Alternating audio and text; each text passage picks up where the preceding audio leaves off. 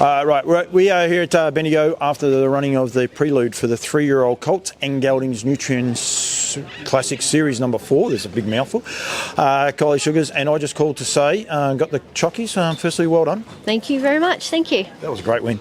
Yeah, it was. Yeah, no, he went super. Everything worked out perfect at the start. We got the greatest run through. And they were moving along, so he had to do a bit of work sitting outside the leader and then took the front, and he just keeps on keeping on. He's quite strong.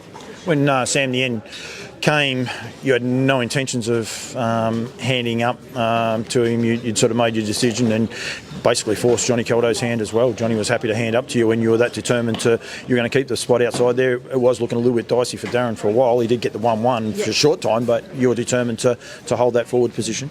Yeah, look, he put the writing on the wall last start at Marybar. He drew outside the second row and we whipped around and sat outside the leader in solid time. They went 2 minutes and he got beaten a couple of lengths by Sam Nien and Kiyang Tweety Bird, who had the cold sit on him. Got a lot of respect for Sam Nien, so while we had the advantage of him at the start, we weren't going to give it up because he'd be too hard to run down, and I knew my horse would just keep running and he'd give them something to chase. Were you worried?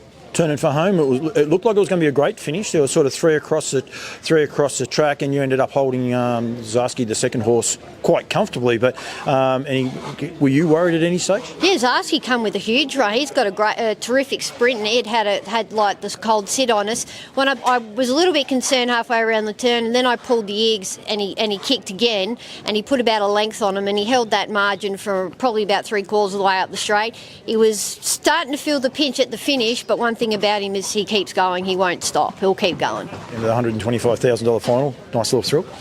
Yeah. Now we'll sweat on the barrier draw and hope that he's. Hopefully we're back in the draw and that he's got his manners on for next week, because that's been a bit of an issue in the past. So fingers crossed. Is he better out of the draw?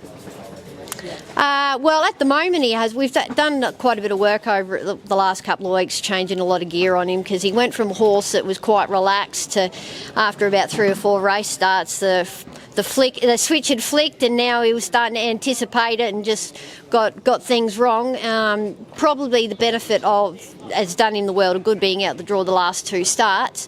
But in saying that, geez, if you could draw the front and get to the front in a $125,000 race, well, you take it every day of the week and just hope for the best. No, I totally agree. I don't think you want to be giving them a start. That's too hard, isn't it, in this day and age?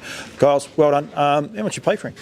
About 56. Yeah. So he's rolling till we broke the budget. That was not the budget that day, but we broke it to get him. But he's returning and he's giving you a great thrill and a lot of enjoyment. Mum's actually in the swabbing box, but Mum's thoroughly enjoying him as well, isn't she? Yeah. She's a nervous wreck before the race because she knows how much he means to us and how much work she's gone into it. But it takes a lot to turn Mum's head. She's a harsh judge, but she's even pretty happy and pretty impressed by him at the moment, so we'll just see how we go.